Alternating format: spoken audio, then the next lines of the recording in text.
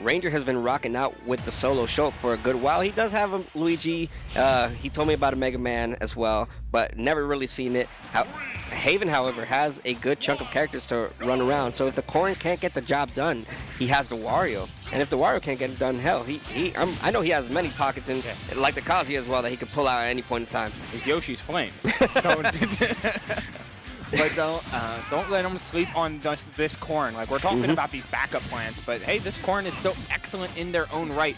It's just a matter of, once again, like, do you want to be playing the same game plan as Shulk, who can largely do what you're doing, but maybe a little bit better in terms of like raw on paper strats and stats. Yeah. But Corrin does have an excellent juggle game and an excellent confirm game if you're able to find one of these falling aerials, but the air slash keeps Ranger safe and alive. Oh yeah, and I'm happy you mentioned it because I was going to mention it as well. As long as Corrin has Shulk up in the air juggling, you know, that's just going to avoid, that's just going to keep Ranger from playing what Shulk does best and keeping him at disadvantage. However, it just seems like now, at a pretty high percent, you're not going to be seeing much of a juggle game, but you will be seeing a lot of these Monados flying out, as well as the stock sending him to the heavens. That will be Haven taking first blood of the set. Yeah, and it leads right into what you're saying there, Gabe. I mean, not only does Corrin have an excellent juggle game, being able to throw a wide, sweeping aerial that scales well with knockback. Again, Shulk, whose best movement tools often leave him jumping, that's such an amazing sweep and a really riskless call out for whenever Ranger wants to get a little bit jump happy. And anything anything you can do, I can do better, says Corrin. I mean, you're seeing the juggle game come out, and despite Shulk having slightly better range, it seems like just the frame data in general is going in favor of Corrin, and that range is paying dividends right now, as we're seeing 94% tacked on, already a full stock lead, and the counter to go along with it may not be the stock, but it is enough to get the stock eventually and give himself a 2-stock lead. Yeah, the coverage there from Haven, getting the counter, forcing the air dodge, and then finishing him off with that pin. Super clean play from Haven, and the sequence throughout was immaculate. Just like that spacing, getting the very lingering hits of the activated up air. That second hit doing wonders for Ranger to keep them in this game. Whether it was a shield poke or whether it was just trying to go for a parry option, which most players would tend to go for, Haven was a bit too slow on it, and it actually cost him the stock. However, he doesn't have to worry too much because he's still racking up that damage. He's already playing with all the momentum and not allowing Ranger to play the game at all. That was certainly a close one, as man, Haven just keeps up the pressure, keeps up turning the dial to 11, but Ranger like sticking on the back foot, and Haven's got plenty of room to make call-outs like that, to high profile that down tilt thanks to the pin. Like, everything coming up Haven for this Corrin, and it's turning into a Game 1 W. Unfortunate way to go out for Ranger, because, I mean, it seemed like he was starting to get a bit of a idea of how to go about the matchup, but it's just, you win in the range game, but it doesn't even matter when Corrin's frame data just kind of outweighs you, and she could just juggle you, doesn't let you play the game. You could switch to Monado arts all you want, but it just seems like the coverage from Haven has been phenomenal. He's just covered almost every single option. Yeah, he's turning the stage into almost this like triangle kind of theory, where it's like, I'm gonna go from platform, Pokeball. Like, this is going to be my zone, the area I want to cover, because Shulk, he's got to wind up for a lot of his approaches, got to wind up for a lot of his aerials. And while they're good and you will be outranging and you will be outspacing a lot of what Corrin does, you can kind of play as quote-unquote vanilla Shulk against all of the craziness that Ranger wants to be going for, and you're just gone. Vanilla Shulk, Skittles Shulk, Rainbow Shulk, whatever you want to call him, it don't even matter, because that is a stock in 0% fashion. I mean, dude, he just went 0 to death mode and did not allow Ranger to play the game whatsoever, and that's really just been the name of the game for Haven. He's just really been calling out, utilizing the juggle to his advantage, and then just keeping Ranger off stage. Usually that's what Shulk does best. He keeps you off stage, he keeps you at the corner, but no, we've not been able to see Ranger pull the trigger yet and put Haven in a disadvantaged state. Oh my god! And the coverage as well, catching jumps, making sure always to try and be one step ahead, almost always catching Ranger sleeping. Ranger has got to stay close to the ground if they don't want to fall susceptible to any one of these, because it always seems to be the second aerial that keeps Haven in the driver's seat. We're used to seeing Shulk have the foresight, or just the vision of the future, but it seems like every single time it's been Haven with the foresight and seeing the future and giving himself a phenomenal lead, only taking 49% as he took 2 stocks. Yeah, it's certainly a ton of quick jab. This rapid jab will not be a ton of damage, but hey, you're always keeping Shulk off your back. Ranger finally getting a chance to show that stage control, man, but the whiff ever so slightly does super hurt. Yeah, no, it hurts because you have the Smashman auto, and you definitely could have put your opponent in a bad scenario, but the great coverage right there from Haven. He's going to be back off stage, but utilizing the back air to shift momentum and use that air mobility to make it back to stage safely. Keeping everything down tilt into the up tilt, and again back into that home between both of these. The up air not closing out the stock even with smash sharp, but the up smash just barely whiffing. That up smash 0 for 2 on those, but the threat of the hard read is there constantly from Haven. So Ranger's always looking out for their back, finally landing another up air in order to close out the first stock. But what a hole you have dug yourself here, Ranger. Oh, no, for sure. I mean, you definitely want to utilize your cheat options right there. You're going to get a quick 53 uncontested on your end, but still, I mean, you're sitting at 100+%, and you have a Corrin that is just calling out every single option. Once again, trying to see if Ranger would fish for an option, but this time just holding his ground. It doesn't even matter, though. You utilize the smash art, you try to get the stock early, and instead you lose your stock from across the stage for it. That was super tasty. Super, super tasty from Haven. Not only from the, like, I'm not afraid of your smash art that's going to threaten my stock right now, neutral get up, but also the awareness of, hey, like, this is the spacing that we're in. Back aired multiple times, so you know that they're setting up for a follow-up after the landing aerial, like back air, forward tilt. Haven has seen it all before. That matchup experience against Ranger, and able to close out the stock with a tipper pin. So long, farewell, we'll see you game 3. That was double jump pin. I mean, he perfectly spaced that, and it paid off, despite, having the smash art. I mean, like, just the fact that Haven just knew what to do in that scenario, and it all panned out perfectly. And that momentum, it seems like it hasn't even ended there, because he's just tacking on damage once again, getting that first few hits and then some, as the range of Corrin being just once again saving Haven from Shulk. It's always funny. Like I mentioned it in almost a joking manner early, but it really feels like a lot of the time Haven is doing what a lot of Shulk players like theorize sometimes, where it's like it's just okay to stay as vanilla Shulk sometimes because you don't want to burn your arts. Vanilla Shulk still has like good range, a -2 nair, like all of that good stuff.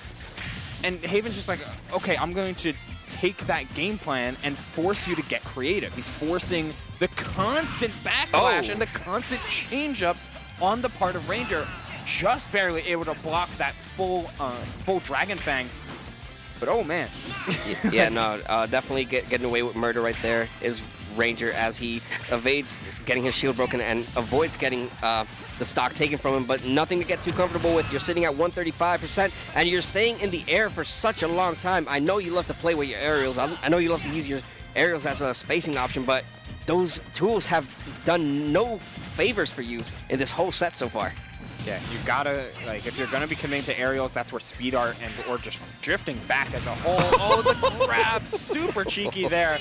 A little bit of a stutter step on both sides, but Haven's the one that wins that exchange. Okay. But Ranger finally within spitting distance of this game, slowing the pace of the game down, just trying to stay as focused on the fact that he can dash back and press his aerials. He can use like reverse nair and back air to constantly put Haven on the play rather than on the draw. Listen, man, if you have the cheat options that Shulk has as a character, you better not have any fear. You have to use that to your advantage instead of putting yourself in a scenario where, you know, you're not really playing your game. You know, you're using your arts, you're using everything very well, but you're not getting any execution off of it. Matter of fact, you're giving your opponent the upper edge, as we're seeing right now, 88% tacked on, and Haven just continuing this rampage, not allowing Ranger to get a hit in.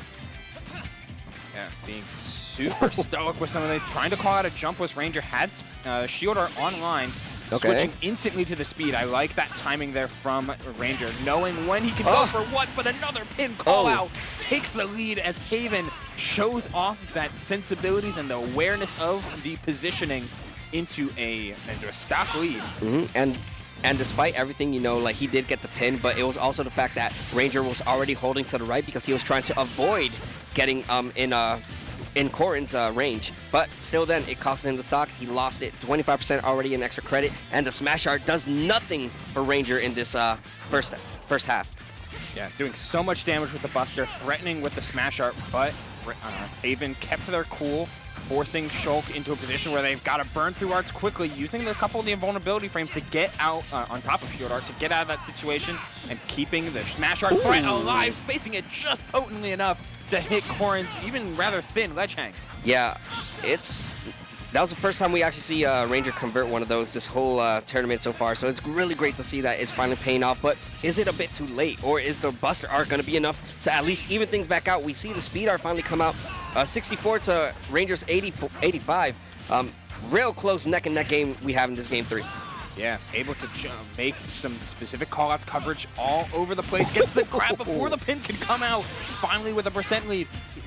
Smash art fair, smash art everything online before turning it off. Not trying to risk any sort of Corrin's juggle game becoming even more potent. Nair into up air, gets the shield art, and has jump art as well online by this point. Gonna optimize the speed just to try to get a little bit more momentum and put Haven in a bad predicament off stage. As he doesn't get the grab. He just whiffed it, but it doesn't even matter as the back air is going to be enough to cover the roll option from Haven, who wanted to just get out of the corner. The only thing running through Haven's mind was, I gotta get out this corner. He has smash art, but even then, you miss the whiff grab, you go for a back air punish, and you get yourself on the board, giving us a game 4. Yeah, super risky roll in from Haven, who has been so patient the entire game, but like you can see it in a couple times just in that clip. Like the roll in back to center worked over there. He tries it again, but center stage is king in a matchup of disjoints. In a matchup of spacing in general, the one who controls center is the one who naturally ends up with so much advantage just by positioning alone. And you can turn that into damage and turn that into stocks slowly and steadily. Haven was the one that was usually dominating that pace in games 1 and 2, but Ranger took control late in game 3, and Haven was forced to try and keep up. And yeah, you mentioned the pacing of the game. It seems like Rangers started slowly trying to start mixing up a little bit more. You know, played a very patient game in the beginning, and then towards the end, he started getting a little bit more aggro as he saw his opportunities to strike. Right now, he's trying to keep that same momentum with playing a bit of a slow game, but now it seems like Haven is all ready for the options right now as he gets a quick 77. Yeah, the fastball air ups gets him by, but needs to accrue this damage, slowly start to max up these combos. There's a falling there that turns into at least one fair, and this ledge trap could be basically everything from Ranger right now. Twice throwing him back on the ledge, unable to do it a third time though. Ooh, had the pin coverage right there, but I think the shield Monado art would have still been able to safe for Ranger in that scenario. Goes for the raw forward smash, trying to get a call out right there, but nothing converting right there. He has the option again, but great awareness from Ranger, avoiding getting pinned. Yeah, the Buster knockback reduction is going to be huge there in order to keep this stock alive, just barely, but not able to convert it into damage, and that's the real hard part. Finally able to get a solid grab going, but at these percents. Oh, wow. Yep. Oh, wow. Corrin up, everybody's. No, yeah. No, it's good too. Wow. I'm actually surprised. Like, it just got the job done, which is good. But, yeah, caught me off guard a bit. That's going to be first stock going in favor of Haven right now. And looking pretty clean, you know, keeping that momentum we saw from games 1 and 2. And just now he's actually respecting Shulk's range. He doesn't want to overcommit too much and get in because he knows that Rangers is slowly but surely starting to find his way in. Yeah, and it's a game plan that can be really cemented by a lead, and something that Ranger has yet to deal with, right? Because most of the time, Haven has been doing things like this, like overshooting constantly, getting in Shulk's face, allowing Shulk's build up to a lot of his aerials be his downfall. Ooh. However, in this game, it's been a lot more of a, like, let Shulk whiff. What is he gonna do? Like, dash attack me? Like, that's fine. Oh, but he the is coverage. capable of doing something like that. The air slash, catching the air dodge or the back air, whichever one, it falls victim to Shulk's fair, and it keeps the game within spitting distance. No, yeah, for sure. I mean, definitely Shulk is one of those characters that if you use him in auto arts correctly, you can even things out in the blink of an eye. You see the speed art come out, but it doesn't even phase Haven as he's able to tack on damage even with the shield art. Yeah, the best part about juggle games is that it literally doesn't matter if you're in shield art, whichever art you're in or not. Oh, very nice punish, yeah. I was thinking air slash. Ranger knew the timing though, knew what he had available. Yep, and now utilizing the Buster art does not get the dash attack. I saw it in your face where you wanted that dash attack. Down throw dash attack with Buster is so good for no reason. Unfortunate. I mean, he's not going to get it, but he's still able to take the damage output and even get him off stage. But great awareness, and even then, Haven still finds himself in the blast zone as the smash art comes in clutch. Ranger now has the upper edge in this game, game 4. Yeah, and that counter basically makes going for a runoff fair. Like, if that's going to be Haven's answer, it's almost always worth it unless you're in super damaging percents. If you're Ranger, like, it just gives you a free opportunity. But another stock taken by Corrin's massive up air. The difference maker continues to be as we head into a final stock here. And you see Haven, as he took that stock, just back up in the seat a little bit, just trying to adjust himself, see if he can get that momentum riding. And he is getting as he tacked on 85 practically through just one string of heap of juggles. Yeah, fairs and up airs using the activity to his advantage. Haven reclaiming the driver's seat and getting the back air after it. Not gonna snipe Ranger getting back to ledge, but this is still extremely precarious. The air dodge was given up, but in a proper position, so Haven couldn't get punished.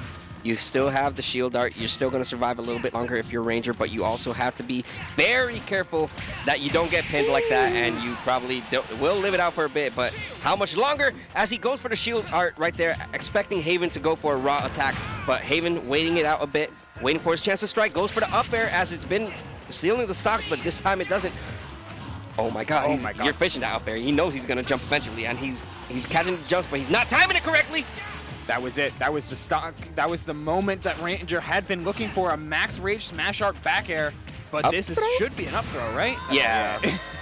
Okay, yeah. I just wanted to make sure, but very rare to see Corrins go for throws as their kill options, regarding the fact they have a lot of spacing and their aerials just do the jobs for them. But good stuff right there from both these players. Ranger started picking up a little bit, but when it mattered the most, when he needed that momentum to ride in his favor, it was just a bit too late in terms of that damage output, especially with the juggling that we were seeing in that final stock in general.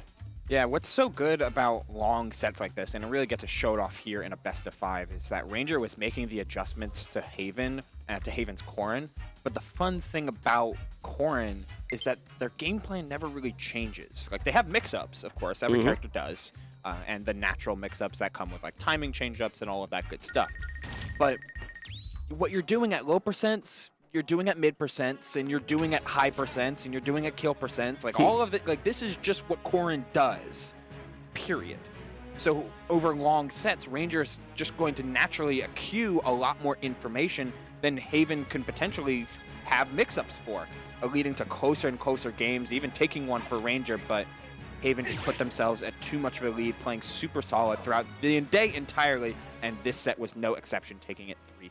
No, yeah, and that's Haven punching his ticket into grand finals. Not a usual face that we see in the winner side of things. You know, you have your Jackals, you have your Syrups, you have even Beast and even Ranger that one time making it from winner side. But this time around, Haven from winner side, not the face that you expected to be there with the full advantage for grands, but it's the face we get, and he is in a comfortable position as he awaits one of 3 players that he may be facing, and the first of the 2 that we'll be seeing will be the Buzz versus the Beatiest of Beans. Yeah, Beatty being able to take it over C 2-1, and what I'm sure was a nail biter of a set. Had to be.